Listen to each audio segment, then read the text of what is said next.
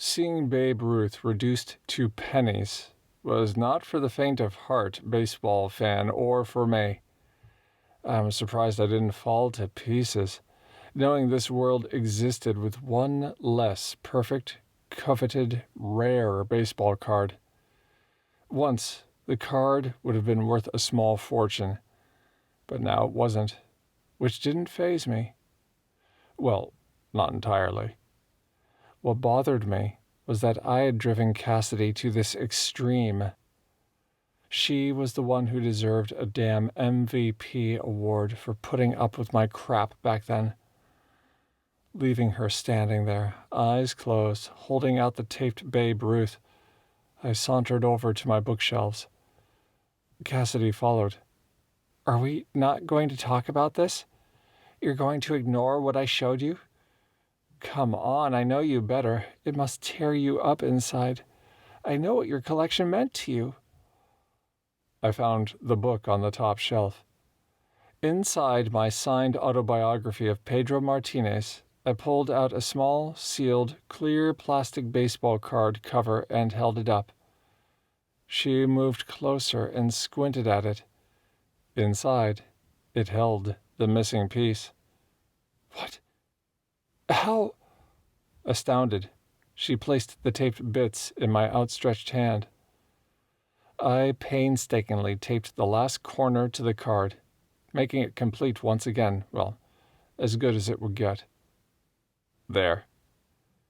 I held it up and admired the card as if it magically turned to gold. But why aren't you mad?" I admired the card and shrugged. By the time I had moved my things to London and went through my card collection, I realized there were missing cards, and then I found the torn corner of my most coveted baseball card in the box. Of course I suspected what happened and who did it. I smirked, but hoped she could see the gleam in my eye. Hell yeah, I was mad then. Almost booked a flight back to the States to pay you an unhappy visit. But what purpose would it have served? It's a card. It's only money. I put the card down on my desk and faced her, standing only inches away from the comfort of her body, yet miles away from reaching for her again for the rest of my life. I had already lost so much by the time I landed in London, but the ache in my heart was only due to one thing: missing you. The card was once worth a lot of money, but you, Cassidy, you were priceless. Slugger. For the second time she used my nickname, but this time in a sultry whisper and with eyes forming tears. My hand, with a mind of its own, reached out, landing on her shoulder at the exact spot only I would know. "Do you still have it?"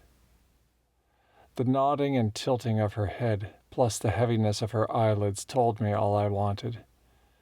She still had the tattoo.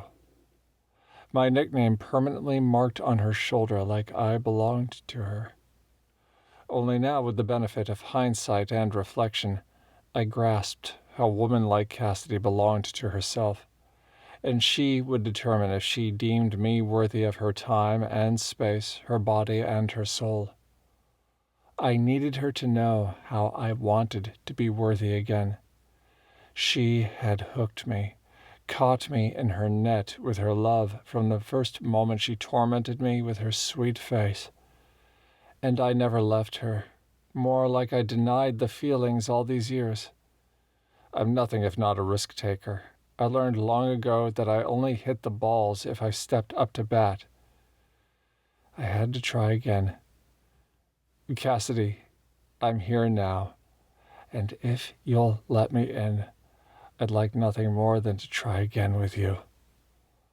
My eyes held her half-lidded beauties in a trance-like dance. The scenes of our past played in them like some romantic movie, reminding me how perfect we once were. I found my hands rising in slow motion, coming to rest on each side of her face, then lowered my lips within an inch of hers.